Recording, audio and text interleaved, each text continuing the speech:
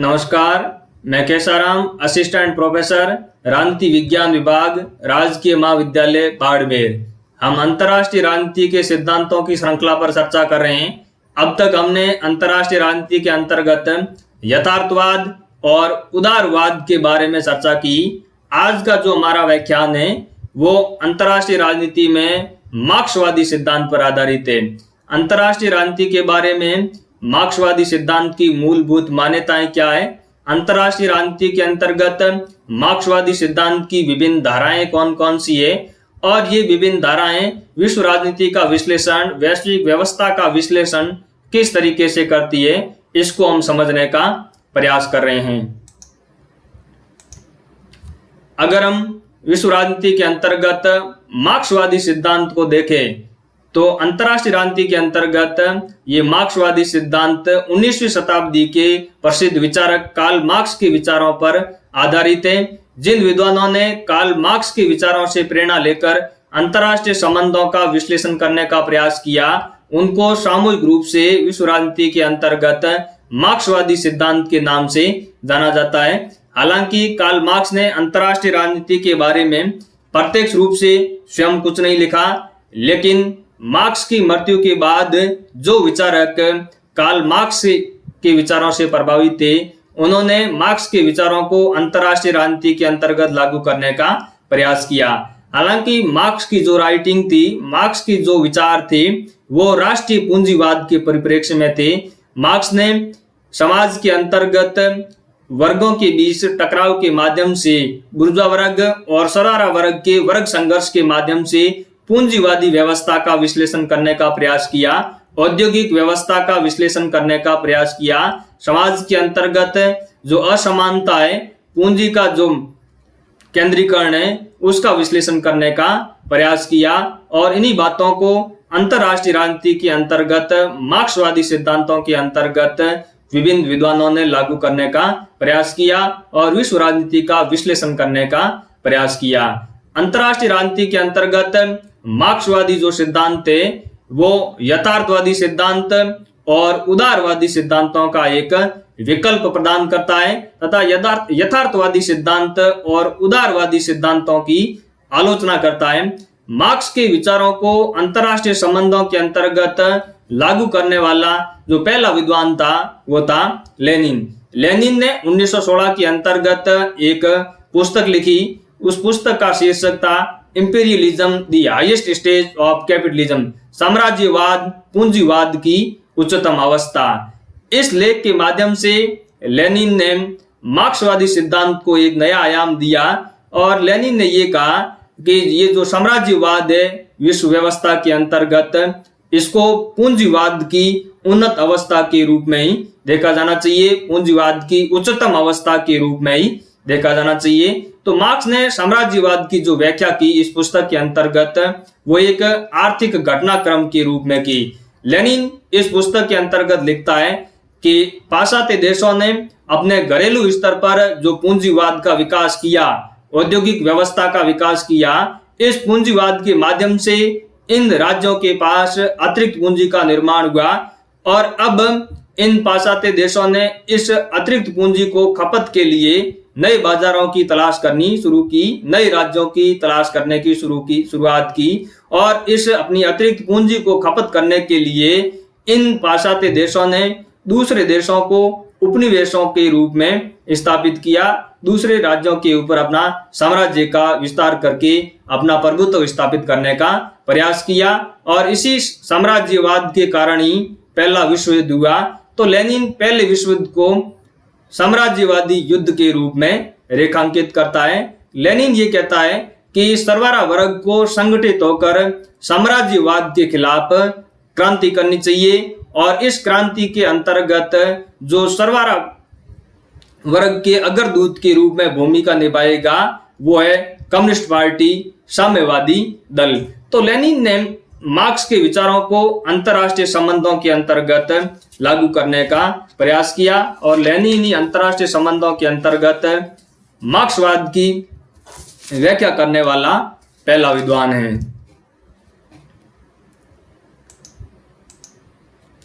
अब अगर हम अंतर्राष्ट्रीय राजनीति के अंतर्गत मार्क्सवाद की विभिन्न धाराओं को देखें तो अनेक प्रकार की अंतर्राष्ट्रीय राजनीति के अंतर्गत मार्क्सवाद की धाराएं हैं, जिसमें निर्भरता सिद्धांत, विश्व व्यवस्था सिद्धांत, आलोचनात्मक सिद्धांत, नवग्रामसीवाद और नव मार्क्सवाद, इनका नाम प्रमुख रूप से उल्लेखनीय है। इन सिद्धांतों की, ये जो अंतर्राष्ट्रीय राजनीति के अंतर्गत मार्क्सवादी धाराएं हैं, इन विभिन्न धाराओं की क्या मान्यताएं हैं, इसकी चर्चा हम आगे करेंगे। लेकिन पहले हम देखते हैं कि अंतर्राष्ट्रीय राजनीति के अंतर्गत मार्क्सवादी सिद्धांत की मूलभूत मान्यताएं क्या है, केंद्रीय मान्यताएं क्या है। जिस तरीके से हमने यथार्थवादी सिद्धांत की मूलभूत मान्यताओं को देखा, उदारवादी सिद्धांत की मूलभूत मान्यताओं को देखा, ठीक उसी तरीके से मार्क्सवादी सिद्धांत की भी अपनी कुछ मूलभूत मान्यताएं हैं, जिस पर अंतर्राष्ट्रीय राजनीति के अंतर्गत मार्क्सवाद की विभिन्न धाराएं हैं वो टिकी हुई है। तो अगर हम मार्क्सवादी सिद्धांत की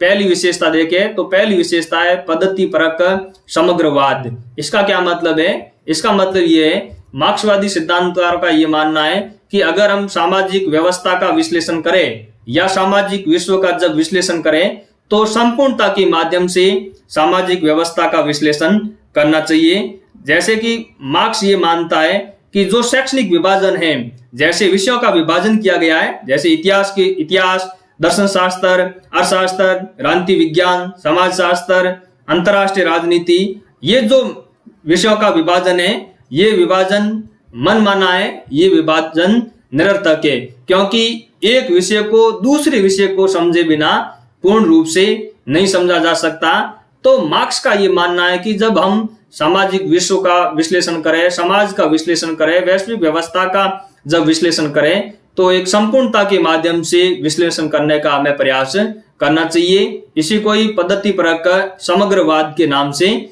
जाना जाता है। दूसरी जो मान्यता है मार्क्सवाद की वो है वर्ग। मार्क्सवाद का ये मानना है कि अंतर्राष्ट्रीय राजनीति की विश्लेषण की जो मुख्य इकाई है वो वर्ग है, यानी अंतर्राष्ट्रीय राजनीति के अंतर्गत जो मुख्य करता है वह वर्ग है। जहां यथार्थवादी सिद्धांतकारों का मानना है कि अंतर्राष्ट्रीय राजनीति का जो मुख्य इकाई है, मुख्य करता है वो राज्य। वहीं उदारवादियों का ये मानना है कि राज्य अंतर्राष्ट्रीय राजनीति के अंतर्गत मुख्य करता है, लेकिन राज्य के अलावा अन्य गैर राज्यकर्ताओं की भूमिका भी अंतर्राष्ट्रीय राजनीति के अंतर्गत महत्वपूर्ण है। वहीं मार्क्सवादी जो सिद्धांतकार है वो अंतर्राष्ट्रीय राजनीति का विश्लेषण एक वर्ग के आधार पर करते हैं। अब अगर हम मार्क्स की राइटिंग को देखें तो मार्क्स की 1848 के अंतर्गत जो पुस्तक प्रकाशित हुई कम्युनिस्ट मैनिफेस्टो, उस पुस्तक के अंतर्गत कार्ल मार्क्स ने लिखा कि अब तक के सभी समाजों का इतिहास वर्ग संघर्ष का इतिहास है। इतिहास का विकास किस तरीके से हुआ, समाज का विकास किस तरीके से हुआ, तो कार्ल मार्क्स कहता है कि वर्ग संघर्ष के माध्यम से ही इतिहास का विकास हुआ। और पूंजीवादी व्यवस्था के अंतर्गत, पूंजीवादी समाज के अंतर्गत जो ये दो वर्ग है वो है बुर्जुआ वर्ग और सरवारा वर्ग। तो मार्क्स ने इस अपनी पुस्तक कम्युनिस्ट मैनिफेस्टो के अंतर्गत राष्ट्रीय पूंजीवाद के स्तर पर, राष्ट्रीय स्तर पर, सामाजिक स्तर पर दो विरोधी वर्गों के माध्यम से वर्ग संघर्ष का विश्लेषण किया, इतिहास का विश्लेषण करने का प्रयास किया। इस पूंजीवादी व्यवस्था के अंतर्गत एक तरफ बुर्जुआ वर्ग है जिसका संपूर्ण संसाधनों के ऊपर कब्जा है, दूसरी तरफ सरवारा वर्ग यानी मजदूर वर्ग है जिसका संसाधनों के ऊपर कब्जा नहीं है। ये अपने हमेशा श्रम पर निर्भर रहते हैं और जो पूंजीपति वर्ग है वो सरवारा वर्ग का शोषण करते हैं। अगर हम इसको अंतर्राष्ट्रीय राजनीति के अंतर्गत लागू करने का प्रयास करें तो अंतर्राष्ट्रीय राजनीति के अंतर्गत भी जो विकसित देश है वो एक तरीके से बुर्जुआ वर्ग का ही प्रतिनिधित्व करते हैं और जो गरीब राष्ट्र है वो एक तरीके से सरवारा वर्ग का प्रतिनिधित्व करते हैं। और विश्व राजनीति के अंतर्गत भी अगर हम देखें तो ये विकसित देश है वो विकासशील देशों का शोषण करते हैं। इस तरीके से मार्क्सवादी सिद्धांत विश्व राजनीति का और विश्व व्यवस्था का वर्ग संघर्ष के माध्यम से, वर्ग के माध्यम से विश्लेषण करने का प्रयास करता है। मार्क्सवाद की तीसरी मान्यता है इतिहासवाद की भौतिकवादी संकल्पना यानी इतिहास की आर्थिक व्याख्या। मार्क्स का यह तर्क है कि किसी समाज का आर्थिक विकास ही उसकी समस्त ऐतिहासिक परिवर्तन की प्रक्रिया का निर्धारण करता है। यानी मार्क्स ये कहता है कि इतिहास किस तरीके से संचालित होता है, इतिहास के अंतर्गत जो भी ऐतिहासिक परिवर्तन आता है उसके पीछे जो मुख्य कारक है परिवर्तन का वो है आर्थिक कारक। जैसे जैसे अर्थव्यवस्था के अंतर्गत बदलाव आता है वैसे वैसे सामाजिक व्यवस्था के अंतर्गत भी बदलाव आता रहता है। अब हम मार्क्सवाद को इस तरीके से समझ सकते हैं इतिहास की यहाँ आर्थिक व्याख्या को, कि मार्क्सवाद ये मानता है कि सामाजिक जीवन के दो तत्व है, एक तरफ आधार यानी बेस है, दूसरा अधिरचना सुपरस्ट्रक्चर है। आधार के अंतर्गत मार्क्स किसको शामिल करता है, आधार के अंतर्गत आर्थिक कारकों को यानी अर्थव्यवस्था को शामिल किया जाता है, जिसके अंतर्गत उत्पादन के साधन और उत्पादन के संबंध शामिल होते हैं। उत्पादन के साधन का मतलब यहां पर यह कि भूमि हुई,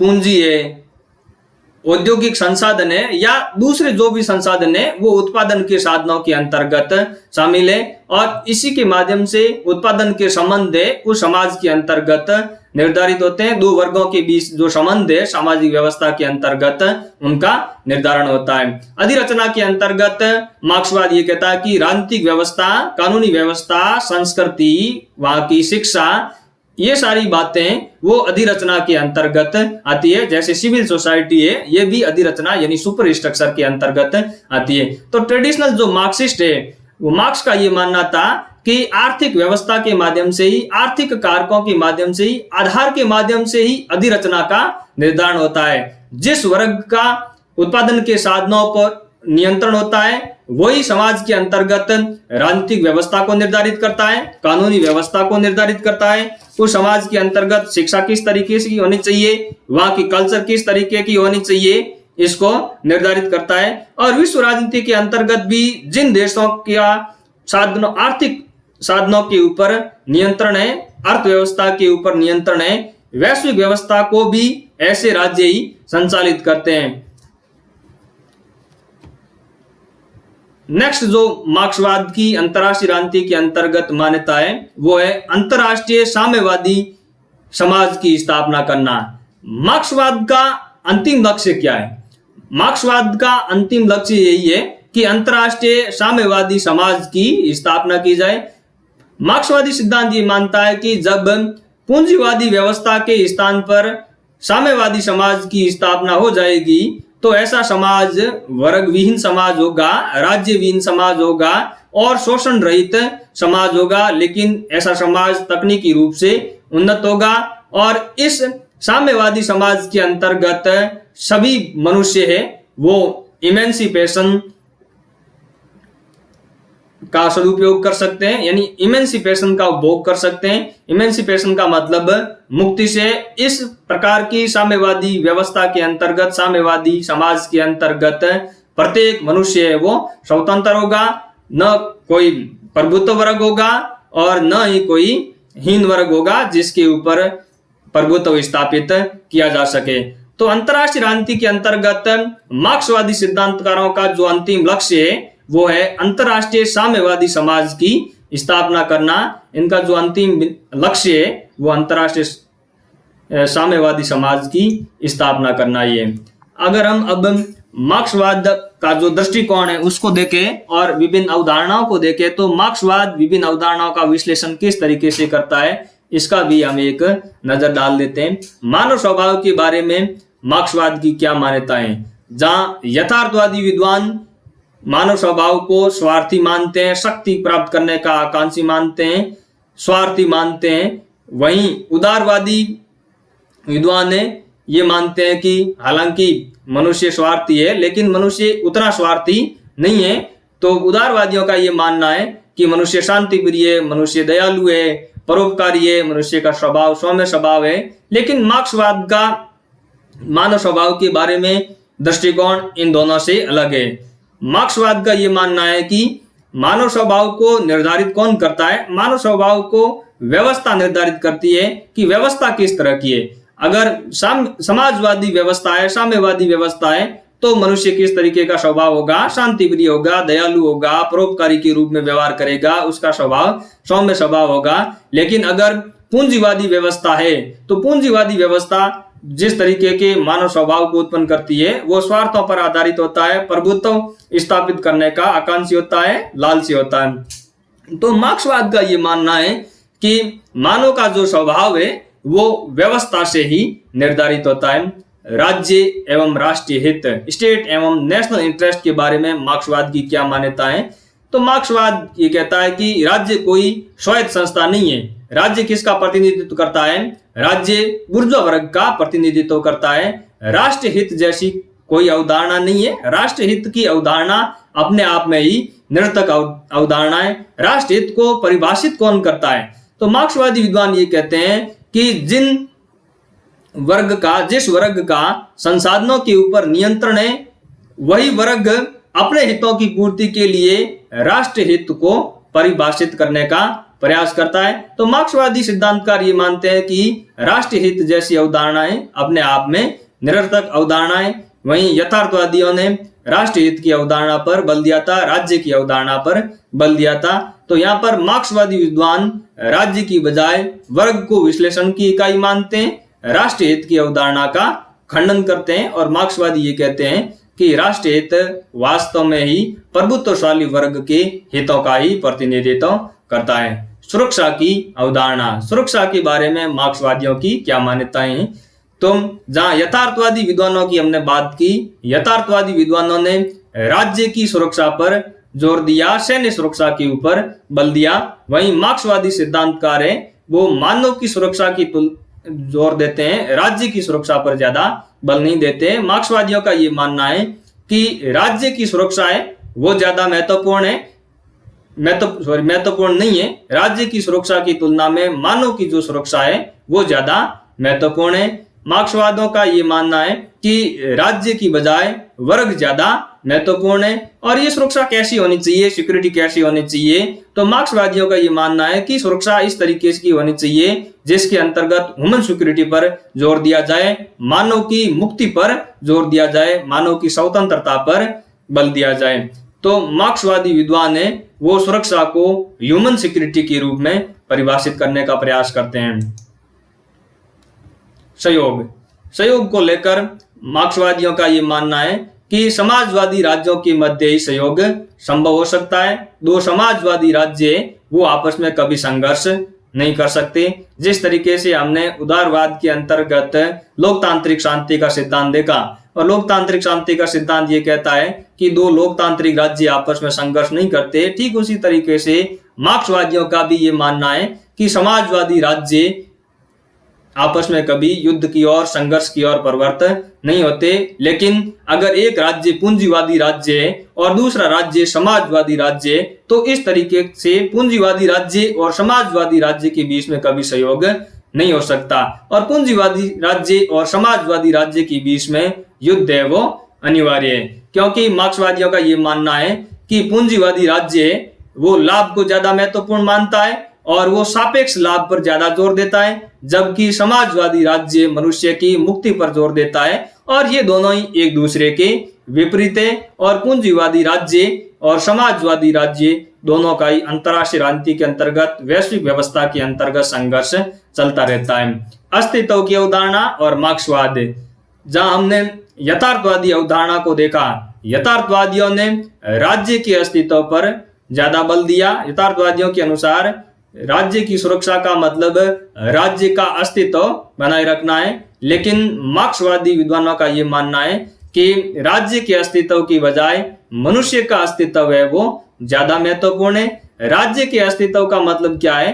तो यहाँ पर यथार्थवादियों की मार्क्सवाद आलोचना करता है और मार्क्सवाद ये कहता है कि राज्य के अस्तित्व का मतलब है कि बुर्जुआ वर्ग के अस्तित्व को बनाए रखना, पूंजीपति वर्ग के अस्तित्व को बनाए रखना। तो मार्क्सवाद राज्य के अस्तित्व की तुलना में मनुष्य के अस्तित्व पर ज्यादा जोर देता है। पूंजीवाद के संदर्भ में मार्क्सवादियों की क्या मान्यताएं हैं? तो ट्रेडिशनल जो मार्क्सिस्ट थ्योरिस्ट है वो पूंजीवादी व्यवस्था को एक प्रगतिवादी व्यवस्था मानते हैं। हालांकि इनका मानना है कि पूंजीवादी व्यवस्था शोषणकारी व्यवस्था है, ये असमान विनिमय को बढ़ावा देती है, लेकिन फिर भी पूंजीवादी व्यवस्था प्रगतिवादी व्यवस्था है, क्योंकि पूंजीवादी व्यवस्था के माध्यम से ही सर्वहारा वर्ग को संगठित होने का मौका मिलता है। और इसी पूंजीवादी व्यवस्था के अंतर्गत जब सरबराह वर्ग का शोषण होता है तो ये सरबराह वर्ग के अंतर्गत चेतना उत्पन्न होती है और उस चेतना के माध्यम से सरबराह वर्ग संगठित हो जाता है और पूंजीवाद के खिलाफ क्रांति करके समाजवाद और अंतिम रूप से साम्यवाद की स्थापना करता है। मुक्ति, इमेंसिपेशन और मार्क्सवादी सिद्धांत। मार्क्स ने स्वयं लिखा था कि अब तक दार्शनिकों ने दुनिया की व्याख्या की है, लेकिन मूल प्रश्न यह है कि इस दुनिया को बदला कैसे जाए। मार्क्स कहता है कि हमने जो सिद्धांत विकसित किया, मार्क्सवादी सिद्धांत जो विकसित किया, उस सिद्धांत का मकसद ये नहीं है कि हम व्यवस्था का विश्लेषण करने का प्रयास करें, बल्कि उसका मेन लक्ष्य ये है कि उस व्यवस्था को बदला कैसे जाए, उस व्यवस्था को कैसे लाया जाए जो इमेंसिपेशन पर आधारित हो। तो मार्क्सवादियों का जो अंतिम उद्देश्य है वो मनुष्य की स्वतंत्रता प्राप्त करना है। और ये मनुष्य की वास्तविक स्वतंत्रता कहाँ प्राप्त हो सकती है? तो मार्क्सवादी सिद्धांतकारों का ये मानना है कि साम्यवादी व्यवस्था के अंतर्गत ही यह मुक्ति संभव है और साम्यवादी व्यवस्था ही सहयोग की भावना पर आधारित है। तो हमने मार्क्सवादी सिद्धांत का विश्लेषण करने का इस व्याख्यान के अंतर्गत प्रयास किया और मार्क्सवादी सिद्धांत पूंजीवादी व्यवस्था के आधार पर वैश्विक व्यवस्था का विश्लेषण करने का प्रयास करते हैं। जहां ट्रेडिशनल मार्क्सिस्ट थ्योरिस्ट है वो बुर्जुआ वर्ग और सरबराह वर्ग, इन दोनों आधारों पर वैश्विक व्यवस्था का विश्लेषण करने का प्रयास करते हैं कि राज्य को संचालित करने वाला वर्ग कौन सा है। अगर राज्य किसके द्वारा संचालित होता है तो मार्क्सवाद ट्रेडिशनल जो मार्क्सिस्ट थ्योरिस्ट है उनका ये मानना है कि राज्य का संचालन पूंजीपति वर्ग के द्वारा किया जाता है और यह पूंजीपति वर्ग है वो सरबराह वर्ग का शोषण करता है और जनता के हितों के बारे में ये बुर्जुआ वर्ग कभी भी नहीं सोचता है, वो अपने स्वार्थों के हिसाब से राज्य का संचालन करता है। तो ट्रेडिशनल मार्क्सिस्ट थ्योरिस्ट का ये मानना है कि जब राज्य के अंतर्गत राज्य या बुर्जुआ वर्ग अपनी जनता का कल्याण के बारे में नहीं सोचता है तो वैश्विक व्यवस्था के स्तर पर वैश्विक कल्याण के बारे में बुर्जुआ वर्ग कभी नहीं सोच सकता। वहीं कंटेम्प्रेरी जो मार्क्सिस्ट थ्योरिस्ट है वो जिसके अंतर्गत dependency theory, world system theories और अन्य जो धाराएं विकसित हुई वो स्ट्रक्चर के आधार पर, पूंजीवादी संरचना के आधार पर विश्व व्यवस्था का विश्लेषण करने का प्रयास करते हैं। वो कहते हैं डिपेंडेंसी थ्योरी और वर्ल्ड सिस्टम थ्योरिस्ट ये कहते हैं कि वैश्विक व्यवस्था है वो पूंजीवादी संरचना पर आधारित है जिसके अंतर्गत अमीर देश है वो बुर्जुआ वर्ग का प्रतिनिधित्व करते हैं और गरीब देश है वो सरबराह वर्ग का प्रतिनिधित्व करते हैं। इसको हम आगे के व्याख्यानों के अंतर्गत मार्क्सवाद की विभिन्न धाराएं हैं उनको विस्तृत तरीके से समझने का प्रयास करेंगे। उम्मीद करता हूं कि अंतरराष्ट्रीय राजनीति के अंतर्गत मार्क्सवादी सिद्धांत की मूलभूत मान्यताएं क्या है, मार्क्सवादी दृष्टिकोण अंतरराष्ट्रीय राजनीति के बारे में क्या कहता है, इसको लेकर आपको एक सामान्य समझ विकसित हुई होगी। धन्यवाद।